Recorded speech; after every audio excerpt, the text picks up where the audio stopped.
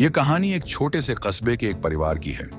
शर्मा परिवार, पति रोहन, पत्नी कविता और उनकी 10 साल की बेटी परी एक पुराने लेकिन सुंदर घर में रहते थे।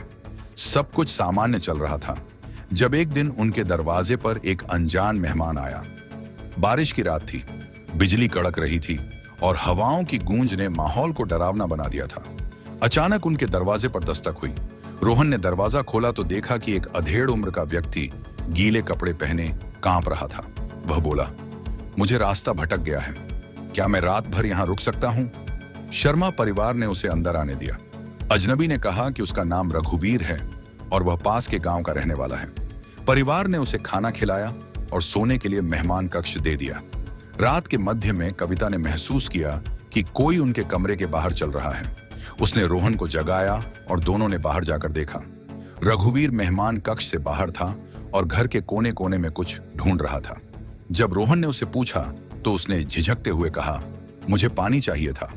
यह सुनकर रोहन ने उसे वापस कमरे में भेज दिया, लेकिन कविता को उस पर शक हो गया। अगले दिन सुबह परी ने बताया कि उसने रात को रघुवीर को कुछ अजीब गुनगुनाते हुए सुना था।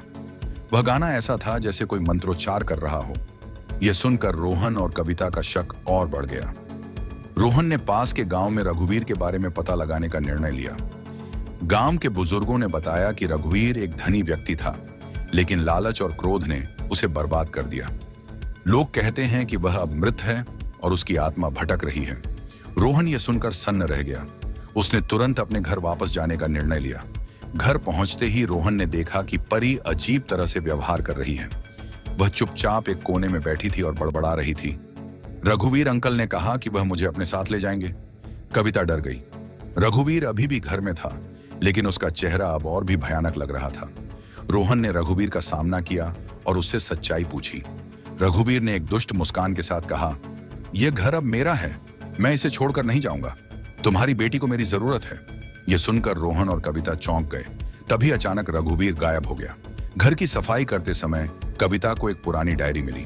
उसमें लिखा था कि यह घर कभी रघुवीर का था, लेकिन उसकी लालच के कारण उसका परिवार उसे छोड़ गया। अकेलेपन में उसकी मृत्यु हो गई। उसकी आत्मा अब भी इस घर में रहती है और वह चाहता है कि कोई उसके साथ रहे। रोहन और कविता ने पास के पुजारी से मदद मांगी।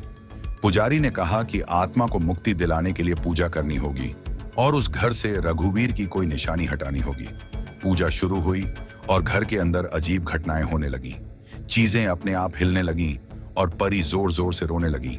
आखिरकार पूजा के अंत में रघुवीर की आत्मा दिखाई दी। उसने कहा, मैं गलत था, मुझे जाने दो।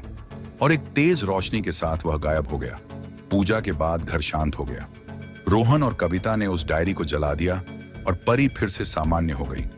इस घटना ने उन्हें सिखाया कि लालच और क्रोध केवल विनाश लाते हैं।